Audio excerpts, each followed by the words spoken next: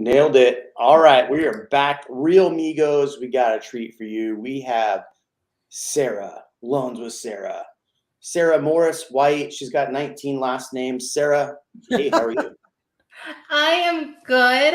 I have a house full of kids with strep, but besides that, I'm fantastic. Yeah. Well, thank you for joining us then. Sorry that you have a full house. Man, where is everybody tonight? Maybe people don't like this Thursday night deal, but the Fed is fed up. Is that a thing? Ian, what up, dude? How are you? I'm great as always. That's really funny. The Fed is fed up. That needs to be somewhere. That's a billboard. I like it. Yeah, don't worry. Don't worry though. Aaron's here, so we're good. Oh, I'm not worried. Nice. So let's jump right into it. Sarah, you're back. Usually when we have Sarah on, that means that something has happened with interest rates and the Fed and Janet Yellen and the other guy. What's the other guy? Jerome Powell. Yeah, that guy. Guess what? Stefan, my German friend, is here. What's up, Stefan? Good to see you. All right, Sarah, walk us through what the heck is going on, because the Fed comes out, says we're going to raise 0.25%. There's a lot of debate on what they were going to do. Then you have Janet Yellen come out, and basically the market responds wonderfully to that news. And then Janet Yellen comes out and just shoves everybody under the bus. So what's up? Yeah, so I mean, we've had a lot of volatility ever since it came out with SVB Bank, with Silicon Valley Bank. It's where basically what happened was they invested their money, because when you put money in a bank, they invest that money to earn money off your money. Like, they don't just have it sitting there, right? That's what banks do. So they went ahead and they bought a bunch of treasury bonds at a 2% coupon, which basically rates were super low. So they bought bonds when rates were super low. rates have gone up. So now those are underwater bonds. So they're not worth as much as if you were buying bonds today. So that led into when people started taking deposits out of SVB, and they didn't have the liquidity to give people back their money. They had to start selling those bonds and selling them at a loss. And so that's how just to kind of water it down, that was part of the issue and why that happened. And they put all their eggs in one basket, essentially, which you shouldn't do. You should diversify. So that was like the start of all of this that's happening. It's a domino effect. And then other banks started failing and coming out. And so Yellen came in, and if you got to hear some of her talks, they did come in and they did end up insuring all the deposits at Silicon Valley Bank. But when they asked her, like, oh, well, what's your plan with these other smaller banks and with everyone else? Like, what are you guys going to do?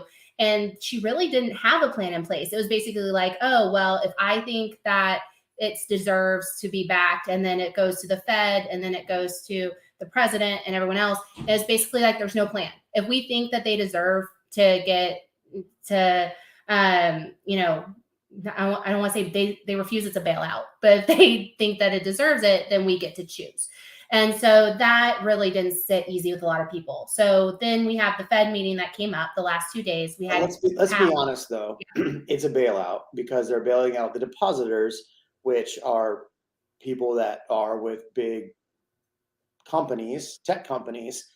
So they have to bail them out, right? Or they think they have to bail them out. They could have just let them fail, let other banks come in and buy up all the assets, which would refund and give the depositors back their funds.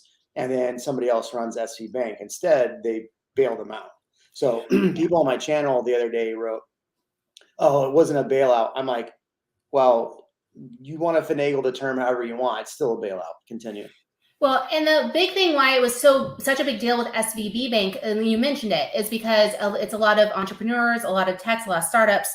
That's where they get their funds, and they have payroll deposits. And that was the big thing. And that's why it wasn't just your everyday person's deposits. It was payroll deposits that are paying other people's and employees and everything else. And that was the problem. And payroll, FDIC insures up to $250,000 per person, but payroll deposits are usually going to be at least $1 million, somewhere around there. And so it was going to be a trickle effect, or domino effect. Right. So that's why that was so important. And they jumped in to do that and to help them out. So it wasn't, they declared it systemic risk, what the term was. But so after all this was happening, right, Jerome Powell, Fed met, they had their 2 days, and then Jerome Powell spoke, and they did decide to increase the Fed fund rate by 25 bips. And that, which is crazy because the Fed has raised too much. They've gone too far. They're just impatient. Like, it takes time. When you raise these federal fund rates, it takes time for that to affect the economy and for us to see the data. And they just can't hold their horses and just wait for that data to come out. They've done enough. And so hopefully, and this was in his speech yesterday, where it hinted that this might be the last one. So fingers crossed that this was the last rate hike that we will see, and that there will be enough data. And then finally, Jerome Powell did admit that there was a lag in rents, because if you look at it, 43%, don't hate me. It's like 43 or 44% of core inflation is shelter. And a lot of that is rents. And rents are 12-month leases typically, right? That's the most common. So if you look, as those 12-month leases come due, rent has gone down, not up, and nationally. And so that number is going to go down, but there's a lag. And so now we're starting to see that lag. And finally, Jerome Powell admitted to that when he spoke yesterday. So that's good that they're starting to see some of these things.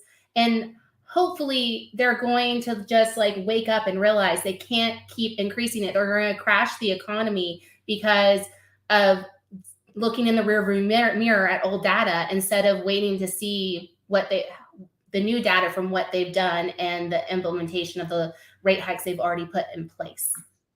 Does that make sense? Yeah. So I know Janet Yellen came out after he said that, though. Janet Yellen came out and basically I don't know if she was the one that like basically said he should be. I know. Oh God, what's her face? Um, One of those legislators came out and said that he needed to be fired and removed from his post. What's her name? Elizabeth. What's her name? Anyway, so you have people like saying that Jerome Powell needs to be fired now, and Janet Yellen she didn't really quiet the banks and all of that afterwards. So then you saw the market kind of react. But I was just showing here. So for us, what that means right now is if you look at the 10-year Treasury bond, it's gone down. Was it like 3.5% or something like that? So now we're interest rates are around 6.4. They've stayed in that really since Monday. They peaked at 6.75 and they've come down. I don't think there's a big anticipation that they'll see a big spike tomorrow. The anticipation from what I've read is going to be a quite mild tomorrow. But Ian, what's your take on all this? Yeah, Elizabeth Warren. There you go. Yeah, Elizabeth Warren came out and said that you need to be fired or taken out of office, which was crazy. But what are your thoughts and take on this REALMigo elect? It says whatever. I do worry about the fact that the rent is obviously a lagging indicator, and now Jerome Powell is starting to pay closer attention to that, and I wonder how that actually impacts people and actually will impact just rental rates moving forward. Just overall rentals. I'm not worried as much about the interest rate. I think that I'm hoping that they'll cool off on that and that'll start to come down. But now I'm worried about people that are that have these properties, they're renting, and it's something that Aaron and I were talking about a couple of days ago. I'm curious what's going to happen there. Well, as far as rentals, I'm not super worried about just regular rentals. I was listening to some information, looking at some information. People are starting to get worried about commercial rents. But if you look at newer rentals for commercial rents, so commercial being like commercial offices, they're close to 100% in some areas. Some areas, the older stuff is what's not renting. So banks are having a hard time lending on these commercial loans because they don't know what to value things at, is basically what it broke down to. So it's curious to see what happens in the commercial space. It's curious to see how this continues to impact real estate. I mean, we are March 23rd in the Austin housing market. We have almost 10,000 units on the market available right now. We saw that obviously we're down. Austin's down 6%. The MSA is down 12% year over year. If you haven't seen the video I put out on Tuesday, definitely go watch that. I break down some good information in there. So, but the thing is that we're seeing, Ian, and correct me if I'm wrong, and Sarah, you're also in the industry, I'm still seeing strong offers on properties that are priced well. I'm still seeing stuff moving. I'm meeting with sellers pretty much. I've met with sellers every day this week talking about listing. We're looking at doing some high-end stuff on the Austin Luxury Network. So overall, the market, because the time of year hasn't really taken a hit like I thought it would have, but it's also not as strong as it could be. What are your thoughts on the market currently, especially how this relates to the housing market, Sarah? And then I'll go to you, Ian. Yeah, I feel so. What the clients that I've been working with right now, I agree. Like some of them have had multiple offers, especially on competitive priced homes or well-priced homes. The ones where I've seen reductions or I've seen stay on the market for a little while, if I have a buyer that's selling and buying, were more the luxury or higher priced homes, like over 500,000. That price point, I have seen some price reductions, especially with some of my new build clients. But it's anything below that. I've seen multiple offers again, and which has been really great. And it has been really busy, surprisingly. So I think that at the end of the day, there's still a supply and demand issue. There's still people that need homes. And I think that if you need a home, you're going to be buying a home. And I will say that as far as like rates, like and how this affects to like interest rates and what's happening right now we're not seeing as much movement because people are confused with how the Fed is going to officially handle this and how the market's going to handle it with either buying more mortgage-backed securities or letting everything kind of like the economy slow more and it kind of I don't like using the term crash, but letting the economy slow so much that it will cause interest rates to go a lot lower. So, I mean, as far as like the outlook there, I think that would also help people get out there and buy more homes when that happens. In his Jerome Powell speech the other day, he did say that there was that pretty much he said like 12 plus times that they of the upcoming recession. So I think if you're looking at Jerome Powell and people in charge, they are basically saying, yes, a recession is imminent. And so that's interesting to hear. And then I was posting at the same time right here, the unemployment rate in Austin. This is something I've been talking about for a while, that the unemployment rate was under 3% for months. I mean, months. And now with all the layoffs in Austin in the tech industry and the tech quarter, now we're up to 3.2 as of January. This is lagging because we don't have the February numbers yet. So that all of those things will impact our housing market. And that could be what's, Stefan's saying right here. For smaller apartments, the rents in my apartment at the lowest, I recorded $1,700 rent. 2-bedroom in October is now $1,300. So it's a fast change. So a lot of times you see with that, two people, like these apartment complexes offer, it's interesting because right now you'd imagine a lot of people would be renting. So I find it odd that they're that big of a disparity. But Stefan, I'd love to hear from you. What do you think the reason in that specific apartment complex they saw a $400 drop? Ian, so that was kind of my point. I don't think I articulated it well when you had asked earlier. So you've got people that were coming in for the last couple of years, and a lot of them were trying to get as many properties as they could, right? So a lot of investors, first time, second time, and kind of gaining some properties, a foothold on some assets. And then you have those people that were renting out, leasing out these properties. Now you have the rental rates declining while the property values are declining and the interest rates are high. So people need to stay renting, yet the rental prices are going down and your property taxes are going up if you have all of these properties. So it's almost like this weird delta, and they're both going in the opposite direction. And so the question becomes, something has to give. Either rents have to stabilize or property taxes have to stabilize, which they're working on right now, right? They just passed something for that too.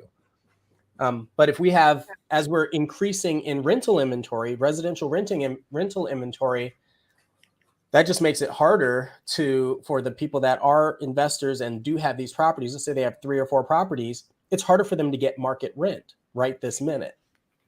That's a good point. Yeah. Stefan says that there's just an influx of apartment complexes in his area. This is interesting because I actually had Bloomberg reach out to me, what was it, about a month ago, asking about this. And I told him I couldn't give him comment because I didn't know enough about it. But at the time, I did find an article showing that Austin it was like 23,000 units online for rental units online for 2023. And I think the highest, but the highest like saturation rate was somewhere in Florida. It was like 18, or Phoenix was the highest saturation rate or something like that. So it's no surprise to me because Austin has been trying to catch up with all this new build. In 2020, 2021, 2022, we saw all of these people moving into Austin. Now we're seeing issues in tech where some of these companies are laying off people. The market's a little bit softer. All the rates that we're talking about are impacting businesses. A lot of people don't understand how those rates impact businesses, but the bank's transferring money at 6.75 or whatever, whatever the Fed fund rate is. It does impact the way businesses do business. And so it's harder to have employees with that high. And so that's part of what they wanted to do, was to increase the unemployment rate. But the thing that's still crazy to me is how many jobs there are available, even in Austin. There's still a lot of jobs available. So I'd like to see, and maybe you have seen something where some of the people getting laid off in this industry or in these industries are just getting picked back up, if that's something. But seeing that the unemployment rate did go up shows me that no, not all of them have found new jobs. They're getting laid off. So if you look at and that's what's really interesting, because if you look at the national unemployment number, it actually has So new unemployment this past week has stayed the same, but the recurring jobless claims, which basically are people that have been laid off, that quit, whatever it is, that haven't been able to find employment, it keeps increasing every month. That number keeps increasing. So it's saying that employers are trying to hold on to employees if they can, but if they aren't and people are let go or they quit, they're not able to find jobs. Like they're having a very difficult time finding jobs. And I think that was part of everything that the Fed has said and the Jerome Powell said about employment is so far off. And I know I mentioned this last time where the numbers are off with the population control numbers and everything else. It looks like employment is so much better than it is. And also they brought up, yesterday, well, we want the employment to be worse, unemployment rate to be higher, employment numbers to be worse to show that we're in a recession. It's like, if you look at the history of recessions, unemployment rate isn't super high when recessions happen. They're the lowest that they've ever been. And then because of the recession, they get higher. So that's not a good indicator and that's what they keep talking about, which is frustrating. One of the things that you always want to track when you're talking about jobs, and I don't have any information on this that I can share, but if you're getting a new job because you want to get a new job, how many people are actually getting let go and then they're finding a job where the pay scale is the same, because chances are their cost of living has increased with their pay, especially if they're relocating in some place, they're buying a couple properties, buying even one nice property. What's the likelihood that if they get let go, they can pick up another job and make that same cost of living, like make that same income? I think that's the big issue. And so people, they start to get desperate after 2 months, 3 months. And so they'll take almost any job at a lesser income. And that starts to create a decline in spending and fueling some sort of recessionary situation. Yeah. What's interesting to see too, if you think about it, is that for most people, and we're staying on this rental, is how that's actually going to impact the Austin market overall. Obviously, we're going into a spring market where things are picking up, but with interest rates around 6.4 and prices still being high and not necessarily quote unquote affordable in the Austin area, it is cheaper for people to rent. I mean, I could do the math for you right now. On a $500,000 home at 6.4% interest rate with 20% down, you're going to be paying probably well higher than you could for a 2-bedroom apartment. Now, are you getting equity? Are you having tax deductions with that? Those are all things to look at to see if it's financially better for you to own a home. Yet it is more expensive.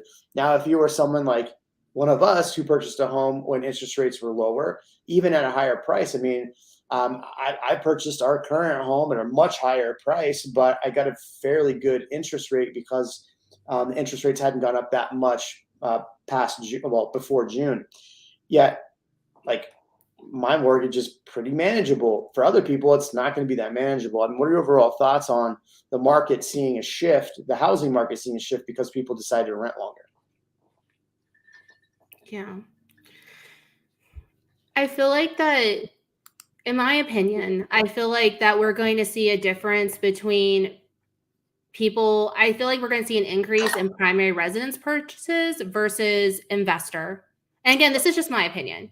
So y'all can tell me what you're seeing. But I feel like we're going to have an increase in primary resident purchases versus investor, because investor, it has to make sense for cash flow. I don't think that makes sense right now with where the market's going in Austin. It could for the right person. I'm just saying generically. And I think that that's going to be a big shift. I think over the last couple of years, we've just seen so many investors come in and just try to, buy up the market so they can have, a portfolio and all these things. And I had a couple investor clients that just bought this last year, or even like 3 months ago, that are already selling the properties they bought. So, Why is that? Yeah, one tried to sell. So I have a client that bought like $1 million property out in Lakeway as an investment in January. And they tried to put it on the market in like July, and they couldn't they couldn't get a return. Like they couldn't sell it. Like it just didn't happen. But now he's renting it out and he's keeping that one. But then he bought 2 other properties, one in Pflugerville, one in, where was the other one? One in Pfluger, another one in Lakeway for much less. And it's not making sense. And because they were new builds, he was able to get them at such a good price that he's just going to make more money selling them than ever he is trying to rent. Probably because of what all these people are saying and what you guys were saying, to your point, that you're not going to, because these apartments, everything are coming up where there's cheaper rental amounts out there, they're not going to be able to cash flow or make the money they thought they would. So they're just going to cut bait and go somewhere else. And he's actually now buying property up in the outside of Dallas area. So it's just interesting that that's starting to happen. And that's what I've started seeing. I have 2 members of my team, same exact situation where they had investors that had put in money into this property. One of them was actually a group of investors, and for whatever reason, they have to cut ties, drop the investment, and they sold it for what I would say is 50 to 100,000 less than they would have had this time last year, like easily. And they just had to go. They're like, we're not waiting. We're going to cut our losses and run. That's crazy. That's crazy. Anecdotally, I had a potential client reach out. We were chatting about different neighborhoods and things like that. And this person was like, I want to pay for a property in Lakeway or Dripping Springs. What I don't like that the taxes have gone up so much and the valuations on homes have gone up so much. So I want to pay for a home what the 2019 prices were. And I want whatever the tax base was for 2019. That's the price I want to offer on homes. Okay. And I want that would be nice. I kind of almost fell out of my chair because I was thinking, well, I mean, I would love to buy a 2019 home. Yeah. What data are you using to show that like a seller would take that? Like it was interesting to me. Anyway, this kind of anecdotal, but prices have come down. Do you think that people are still waiting to see prices fall even further? In the comments, I want to hear from you. Aaron, who's been looking at buying properties. Actually, I want to get to Aaron's point here. Aaron said that his mortgage went up $1,000 a month. Now, that means that your taxes on a property went up $12,000. Let me ask you this. Was that because you bought a new build and it was at like whatever, $1,700, and then they finally assessed it at $12,000 or $13,000? Or did your taxes actually double where you're at $7,000 and now it's $19,000, whatever that is? It's interesting. Aaron wants a private island, so I definitely want to hear about this private island idea. Sounds like great. I would love to be buying 2019 prices. Trust me. Our condo just sold or is under contract right now in Sal Padre. We listed our Sal Padre Airbnb that we had, and I'm sad to sell it, but it is gone, and we're going to be buying more properties here in Austin, Ian and Sarah. So there you go. Yay. Oh, Parth. Kind of Hi, Parth. Sorry. A follow-up from the question you had asked Aaron about, so the property taxes went up. Can he increase rent to support it? And the answer is likely no. That's the real question, right? So if he can't, then what? And I'm not saying him. He's in, not to get too involved in his personal situation, but not everyone is in a position to be able to absorb that difference. Right. And that goes back to the point. Because if that's the case, what do they do with their properties? Yeah. Yeah. Right? So he's paying for whatever reason the year before they didn't collect enough taxes. So now they're saying that they need to collect the previous year plus this year. So that's $1,000 a month. This is so Crazy. Look, before the pandemic, we were doing the live streams on my YouTube channel, we kept saying this and over and over and over again. And the pandemic hit, Ian. And so we talked a lot about this during the pandemic. I kept talking about how bad taxes were and how they were going to impact people. And the primary story when I tell people about be aware what the taxes are is a client bought a property with somebody else. They didn't explain how the taxes work. They didn't tell them that they had to do the homestead. They didn't explain. Some agent did not do that. They bought a property. They didn't pay all of their taxes because their escrow didn't collect enough taxes that year. And then they went up. So they ended up owing like $7,000 on their property taxes, and they could not afford that. So they had to sell their home. So this is why I made such a big deal. And I've made videos talking about the fact that if you're going to buy in a new build community, be aware that the property taxes will go up way more than you think they will, A. And B, if you decide to sell, you're going to have your biggest competition is going to be the builder you just purchased from. So be very careful. And so over the last 2 years, it was very tough because there's so much demand. People were buying properties. Remember this, Ian, everyone was asking us, is this a good deal? Is that a good deal? And we're saying, well, it's all relative to you in this situation, because buying and everybody was trying to buy up these brand new homes that were taking 18 to 24 months to build. And now, Ian, you and I are both going back and selling those homes that were completed in 2022. Like I just sold another 2022 listing in January.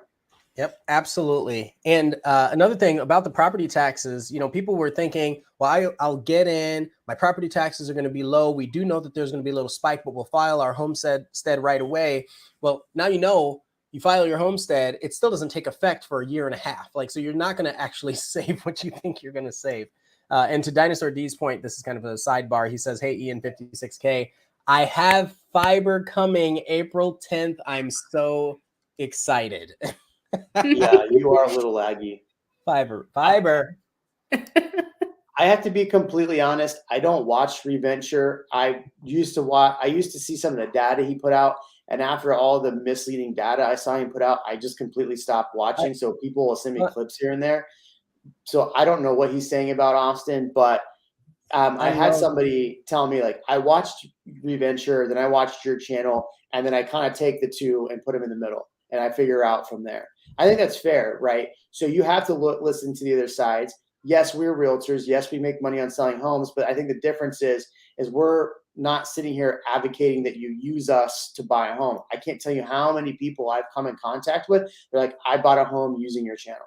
So you can call me and Ian and Sarah to buy a home, but that's not what we're asking for on this channel. The whole point is to give good information. So I think it's important to listen to what Reventure is saying. I think it's important to listen to what we're saying and then find a middle ground. So there you go. Clip that, put that out. That way people stop hitting me up that I'm some evil person because I sell homes. Ian is going to get 56K or above 56K soon. And then Ian, no way my taxes are too high. They will adjust down next year when I make some cash flow. The rent on the property is $2,000. So here's the other thing too. And I want to ask you, Sarah, this question, because we live in the same neighborhood out in Dripping Springs. Property taxes are pretty high.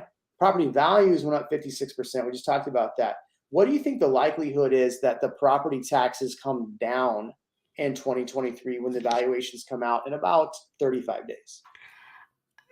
I would never, and I guess I should never say never, but honestly, I would never expect or plan for property taxes to come down low or appraised values to come down low. A lot would have to happen in my mind for that to be the case. I would love it. I would love it if that were to happen, but I wouldn't I wouldn't plan for it. Ian. So there was a comment earlier about the homestead exemption and the Senate passing the bill. And I don't remember who said that, but the idea is that the homestead exemption will be increased. The exemption itself will be increased for everyone across the board, right? So the people that are filing for homestead and the people that have their over 65 exemptions. So theoretically, property taxes are going down in the future. But if the value of the property doesn't match that, then they're still going to tax you at the same rate. They're not going to give money away. Yeah. It's just not going to happen.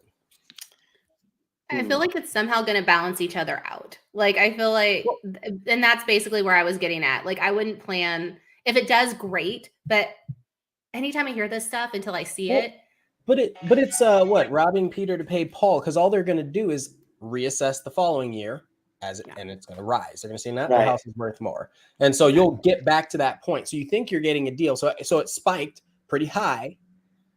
They'll bring it down a 56%. little bit, and then it's going to come right back up. 56% on average in Austin, it went up. But go ahead.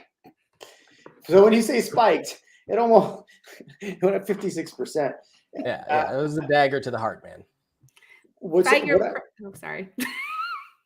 One thing, if you're an investor, that I'd be looking at this year is, so in Texas, with the property taxes, if you don't pay your property taxes at the beginning of the year, which is by January 31st, whatever that is, then you go into default. There's a bunch of penalties. And throughout the year, pretty much by July, it gets really expensive.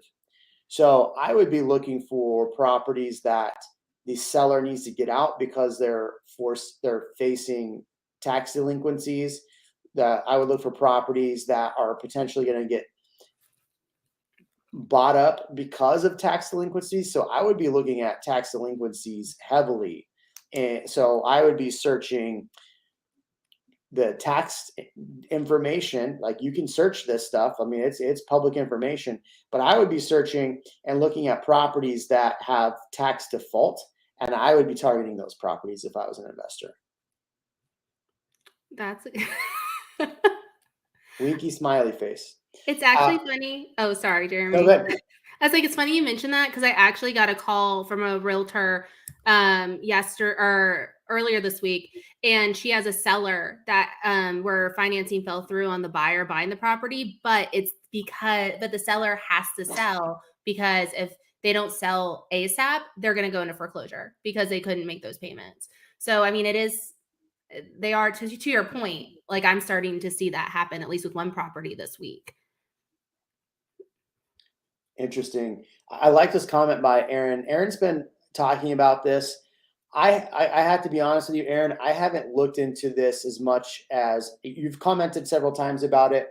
I have yet to really look into this as being a future problem, but I see this as being a problem. So I don't say I haven't looked into it because I'm focused on a bunch of other stuff, but I think there's some validity in what Aaron's saying here. So he's saying, as an investor, I'm waiting for December. The damage for tax increases and student loan payments will mostly be done. I think December is the earliest for me. So what he's saying here is that the moratorium on paying your student loans ends in September. So we're probably could see a lot of people, and think about it. If you were somebody that had student loans that were $500,000, $600,000 a month, and for the last 2.5 years you haven't had to pay those, have you been saving that money on the side, or were you? And that's actually a fair question. If you're one of these people, I want to hear from you in the comments. Have you been saving that money aside, knowing that you're going to have to be paying it, or have you been using that money to buy other things? And on top of that, are you expecting everybody to be bailed out by the government on student loans? Now, it's not me trying to throw a dagger at anybody. I'm just, because I do know people that are saying, I'm not going to pay because the government's going to bail us out on student loan debt. So I want to hear your responses and see if anybody mentions it in the comments as far as student loan payments being put back on and harming the market. One of my follow-up questions would be, what percentage of people, so let's look at like 80-20 rule. Is it less than 20% of people that are borrowing for their first mortgage that currently have student loans? And Sarah, you'd be the perfect person to answer that. I would. I don't have that I don't have that number. When people talk to you, like how frequently is it that they have a massive student loan payment, but they're buying their first home at the same time in Austin specifically? Yeah. Right. Yeah. So I feel like the majority of people I work with have some sort of student loan debt. But this is the thing. So when we qualify someone for a mortgage, even if they're currently paying zero and they currently don't have a payment, we have to put a payment in there. So that way, when we're qualifying for a mortgage, we're not putting that borrower at risk of becoming underwater or foreclosing when they do have a payment come due, even if they're in the process of getting their loans forgiven. Because I have a couple of those, and it's because of civil service and things like that, where they accumulated enough qualifying payments, et cetera. But I do have a large portion of my client base that do have student loans, but we do account for that with qualifying for them. So they shouldn't get in trouble once they have that payment come in again. Well, but Oh, sorry. Go ahead, Ian. I was gonna say the reality is somebody might do that and then say, okay, clear, we got the house. Now we can spend, what is it? I had a client do like $12,000 on a water softener and put it on a loan. I was like, wait, what did you do? Why didn't you call me? What?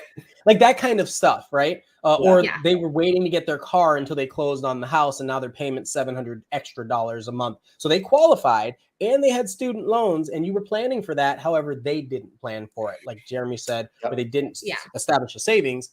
They were like, now I've got money to spend. We're in the clear. And I think that does happen a lot, unfortunately. And, and it doesn't matter what type of conversation I have with them. There's just people that will spend. And if they have the money available, they'll spend, and they're just not good budgeters or savers, or they're not people that think that far ahead. And then there's people that are. But yeah, I don't doubt that there's people that are doing that and not preparing themselves. This conversation right now that's happening in the chat, assumable loans. I'm gonna tell you, I've had so many calls from investors lately asking, "Hey, I saw that you've got this listing. Will your sellers be willing to work out a deal? Seller financing, assumable, anything like that?" Everybody's waiting. They are waiting. They're asking everyone if they can work something out. So there's a real estate company in Austin that it's recruiting. I have to be careful about what I say here. So student loan kids. No, they're going after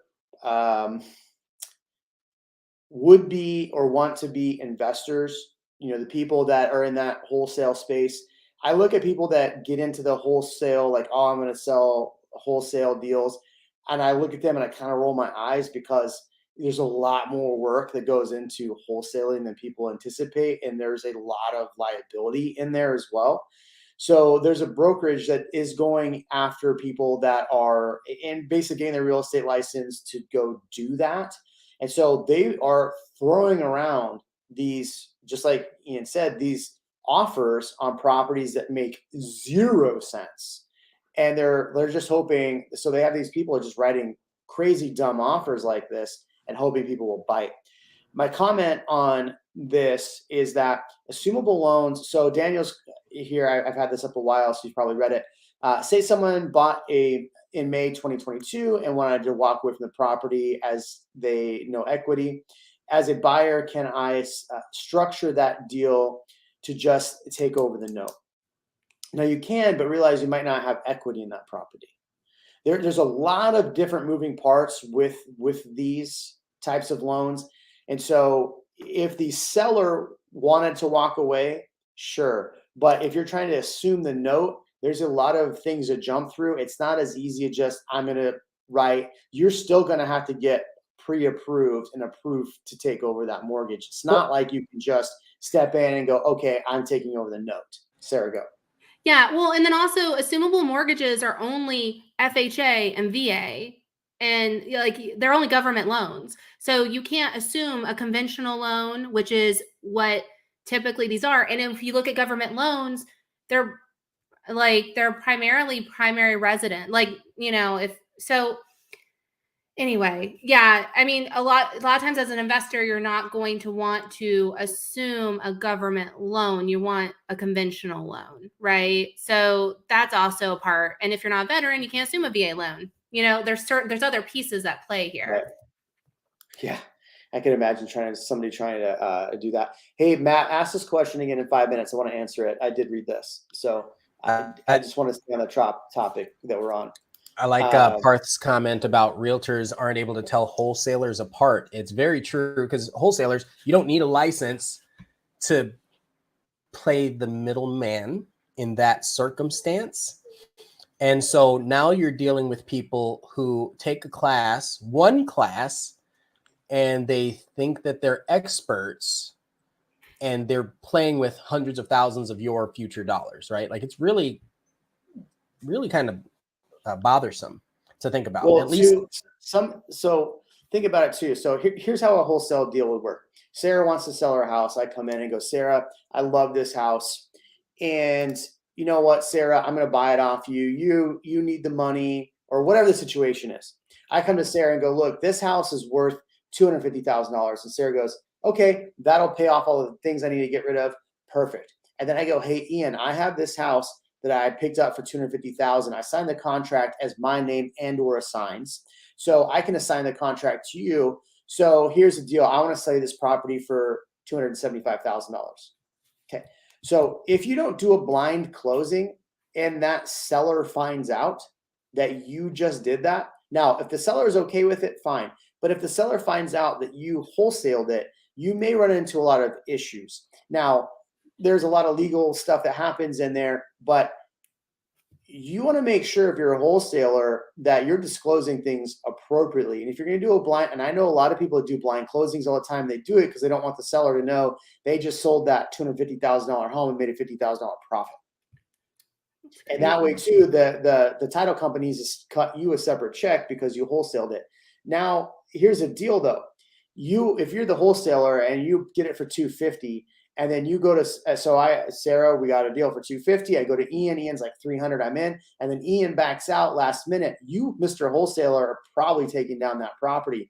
And then do you have the capital to do the flip on that? Do you have the capital to take it over? So you run into some issues where you could have problems. So wholesaling is not as easy as people make it sound. So if you're going to get into wholesaling, go to my seminar, jeremyknight.com/wholesaling. It's amazing. We're going to make you tons of money.com. And you can go through my $3,000 course to show you how to become a wholesaler. I'm just kidding. I don't have that. 20,000, buddy. Yeah. 20,000. Do you see Dinosaur D? Can I get a certificate? Yeah. We'll give you a diamond hands. The certificate has diamond hands on it. So yeah. And realtors, this is what Par says. What does it typically cost to refinance? Great question for Sarah.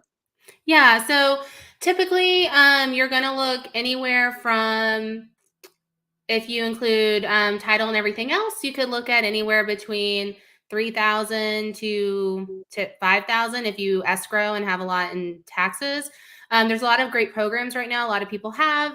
I know we have one that help with people that are buying right now to refinance, because we feel that mortgage rates are going to, like, high likelihood will be coming down sometime within the next 5 years, probably before then. But that you could get that down. But I would say you could go ahead and safely assume somewhere between $3,000 to $5,000, and you could potentially roll that into your loan, so you're not having to pay that. I was about to say that. Is now a good time for home improvements? For example, pool building, out of pocket, no borrowing, as in, will it be a negative impact on my property tax? Mm-hmm. So it's interesting how that works as far as the property taxes go. I can't go too far into the property tax and how that will impact your home from a property tax standpoint. But, as long as the property tax assessor doesn't add value to that pool, then you should be okay, but don't take that as solid. I would definitely do some more investigation of that. But as far as like building a pool, hey, Sarah, by the way, you're going to have to come over to my pool party that's going to be in about a week, because the pool's almost done. Oh, that's awesome. Much faster. Yeah, no, it's not cheaper. I can tell you that. It is not cheaper. It is more expensive than it was the first time around during COVID. So I'll say, if you're going to do a home improvement, it's interesting. If you're going to do a home improvement because you're going to sell the home in 6 months, okay, I think that's smart, just because, hear me out, if you're going to do an improvement right now, a lot of the stuff we see on the market, Ian, correct me if I'm wrong, isn't that great. Even our own neighborhood, Sarah, unless it's the new section, the older stuff is that brown on brown. It's the stuff like it's the 2006 to 2012 built home that isn't neutrally appealing right now. Yeah. So is that what you're seeing in the market right now, Ian, too? A lot of just like this okay stuff. It's not super appealing. Absolutely. And what's interesting is if you look at the houses that are sitting for the longer amounts of time today, check and see. It's kind of weird because it's starting to get warm a little bit, right? But if you look at the houses with pools, they're sitting just as long, but at a higher price, like substantially higher price point, right? Because my Hutto property, the house across the street, sat for 90 plus days. Our one with the pool we listed across the street, much higher. We're under contract in 7. So just Wait, say that one more time. It did what?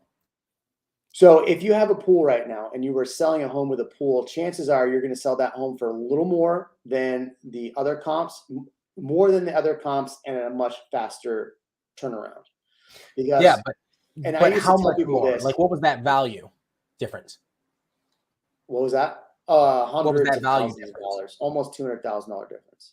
That's a big deal. That's a big deal. Like I said, it's kind of weird because it's starting to get warmer. But when you're looking back in like December and November, I guess everything was a little off back then. I love the "Don't Move to Texas" popcorn. That's their name. Don't move to Texas.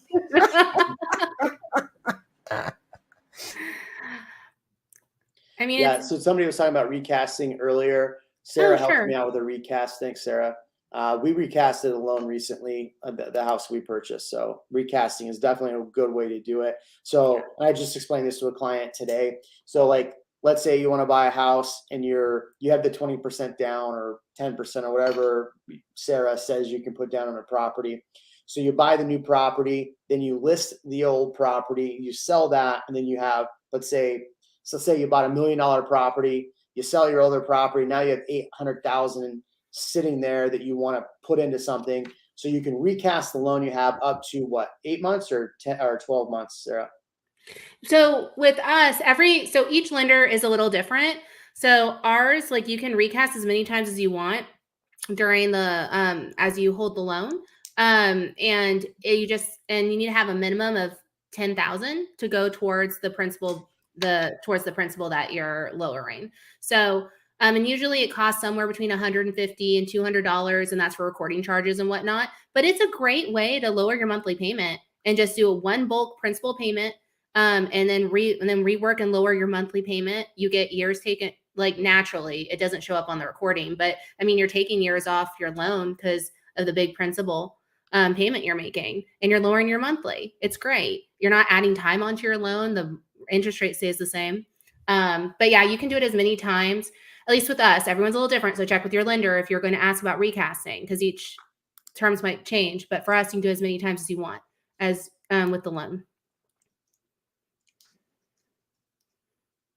I'm trying to pull up this article that he's talking about.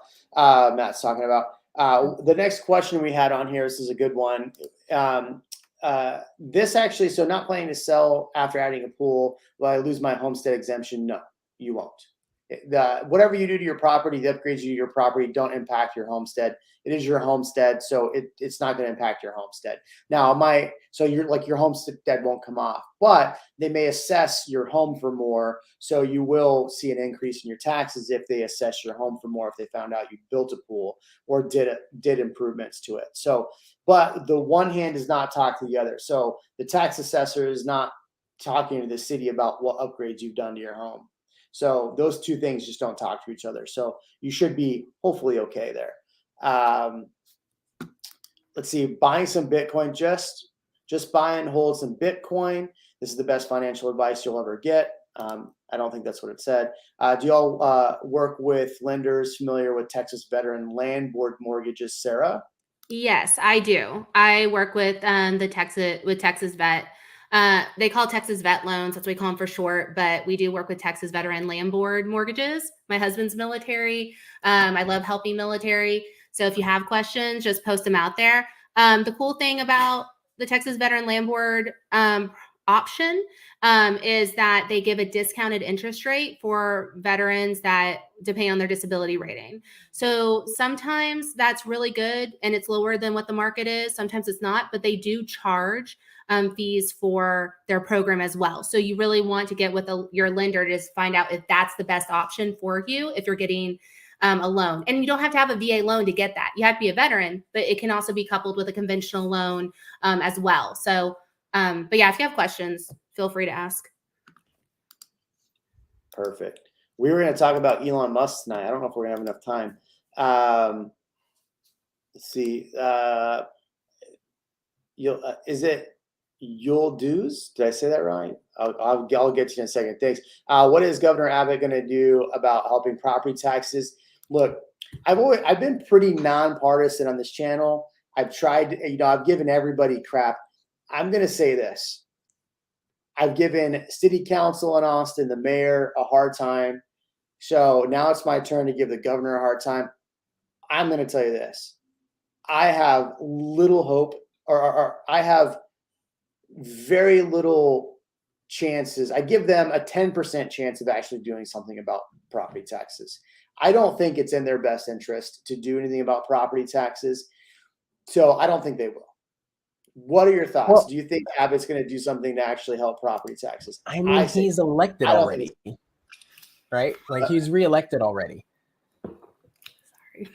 Yeah, it's his last term, right? This is the last term. Yeah, that's the end of it. So is that, I mean, think about it. Maybe he goes, all right, this is my legacy. I can put a stamp on something as my legacy. Maybe I want to run for president. So this is the last thing I did. Look at this. I mean, I don't think he's going to run for president, but like, how old is that man? He says, look, I put my stamp, everlasting change in Austin or Texas. So it's possible, but I highly doubt it. We need to stop electing 90-year-old presidents. That's all I'm saying. That's not political. I don't care who it is. I don't care what they look like, what they act like, what their policies are. That's a conversation. No, also seriously. High insurance if you have a pool. Is pool? I don't think I paid a higher insurance for having a pool. Oh, that's not bad. It's 65. Yeah, I appreciate it. I hope I'm not butchering this. You'll do's. You do. You'll these. Man, I messed up. Thank you so much. I really appreciate that. All right, let's get to Matt's question real quick, and then we'll get back into the rest of these questions. So here's the article that he was talking about. I think it's the article he talked about.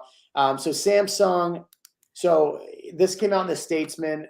Samsung looks like they're going to build. So at the end of the year, the tax breaks, the 313 tax breaks we talked about. This came off, and they're actually renegotiating the 313 tax incentives. So that could be back on the books here shortly. But this is what they were using to incentivize companies to move to Texas.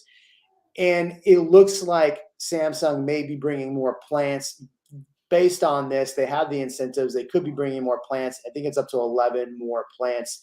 The first of the 11 prospective plants wouldn't become operational until 2034. So, I mean, that's a ways off, and it was scheduled through 2042.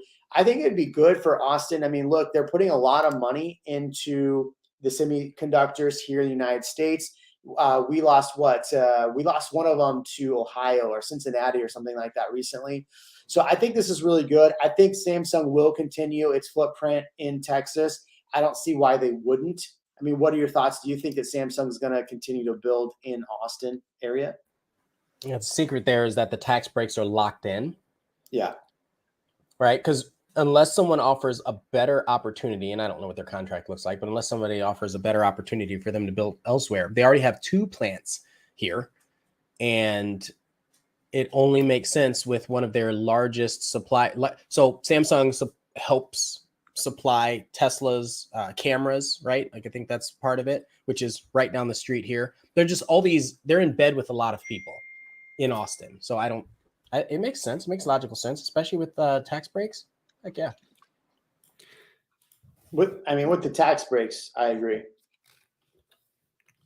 Yeah, it's about the bottom line. So with those tax breaks, I completely agree with you, Ian. Like there wouldn't, unless someone else offers something better, there financially wouldn't make sense for them to change or move elsewhere. Here's the thing.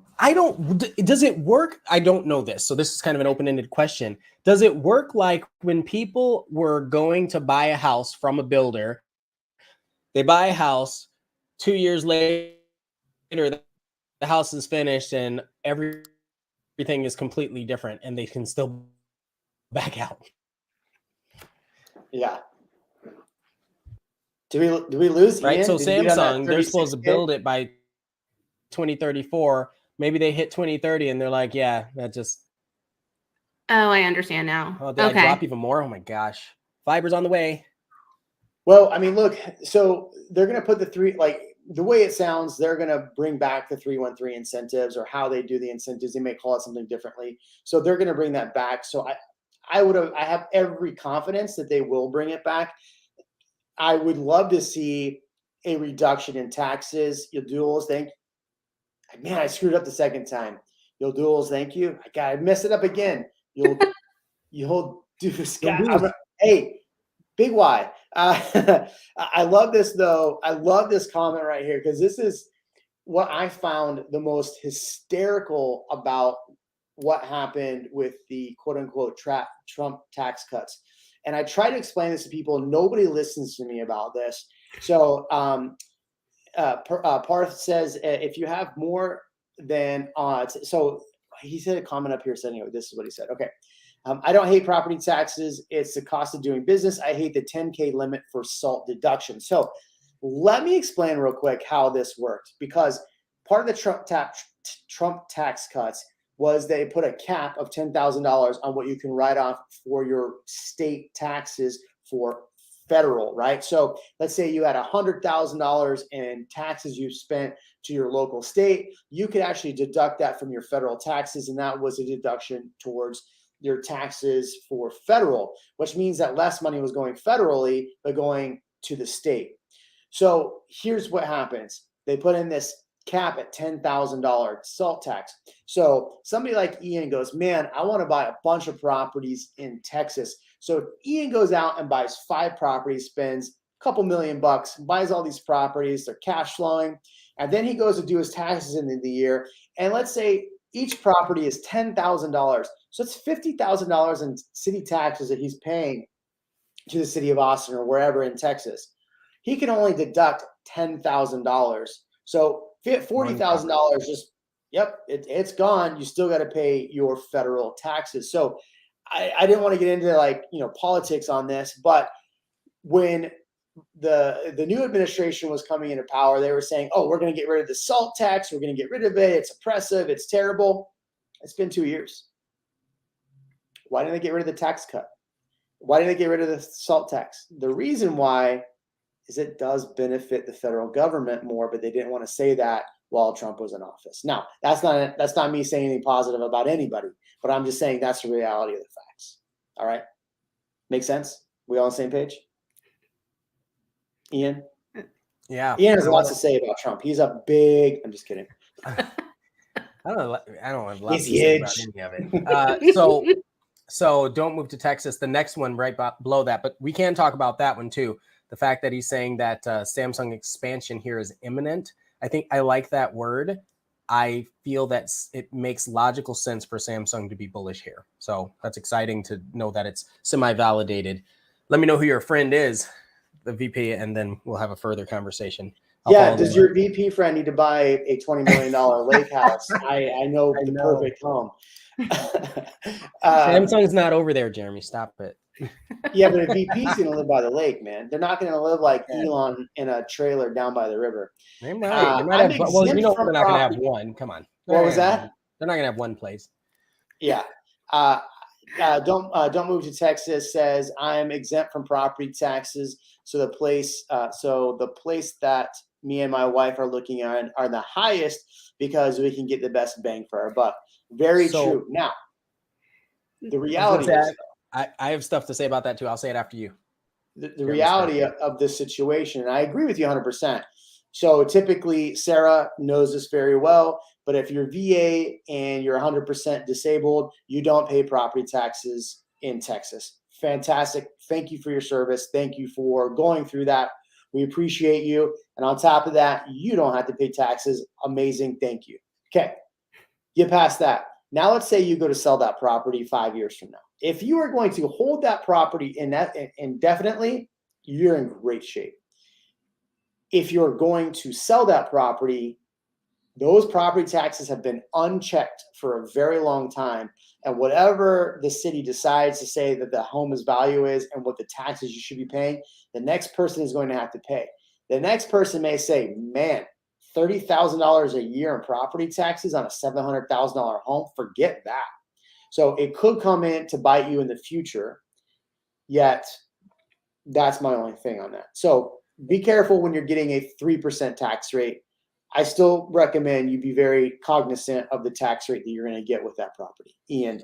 Man, that's so crazy. I have a bunch of clients like that, right? I have one what I end up seeing is a lot of people that do their, they go to, what is it, Redfin University, and they look up what the property taxes are, not the tax rate, what the property taxes are for the house that they're getting ready to buy. And they're like, okay, this house is only $4,000 in taxes, but it's $750,000, and they get super excited.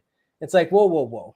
What you don't know is that rate is being assessed at 100% disabled veterans tax rate, which is no property taxes or lower, sorry, not 100%, 50% or whatever, right? So there's some kind of exemption that's doing that, over 65, all these other things. So they're getting super excited with the wrong information. And so they're not putting themselves in a good position. But she already said, yeah, it'll be hard to resale. So yeah. That's a good point though, Ian, too. That's why when I ask people when they're putting in an offer and they want like an updated letter, I'm like, okay, give me the property address, especially if they've been very concerned about monthly payment, because I've seen people be like, oh yeah, I saw it. Like you said, they look on Redfin and like, these taxes are so low, and it's usually over 65 exemption on there. And it's like, that's not what your taxes are actually going to be. And it could make or break if they decide to put an offer in or not, but they need to know that. They can't be surprised like halfway through the process and then lose their earnest money. So that's why I like them giving addresses, so I can look that up for them before getting that letter out. It's good to know. Yep. All right, we're an hour in. We were going to talk about Elon Musk and everything that's happening. I put out a short video the other day talking about the Boring Company going to be dumping. Sorry, I got unhappy people saying when I said the word dumping, but they are going to process water and then re-put that water back into the Colorado River based on a small plant that they're putting on. They're trying to get onto the land that they're on. We will make that for next week's video. Ian, you and I are going to be in El Paso on Tuesday. If anybody's in El Paso, we will see you there. We're putting on a huge event. We're doing like Magic Mike style for YouTube. It's going to be great. Sarah, you're invited. Magic Mikael or whatever it is. How's it go? Yeah. Michelle. More of the story, don't try to buy stuff without a realtor. Realtors find stuff that we could easily overlook, and they fit our back for our back. All right, Sarah, thank you so much for joining us. Everybody, reach out to Sarah if you need a home loan. Ian and I are your guys in the Austin area for buying a home. We'll see you in the next video. We appreciate you. Ian, say goodbye.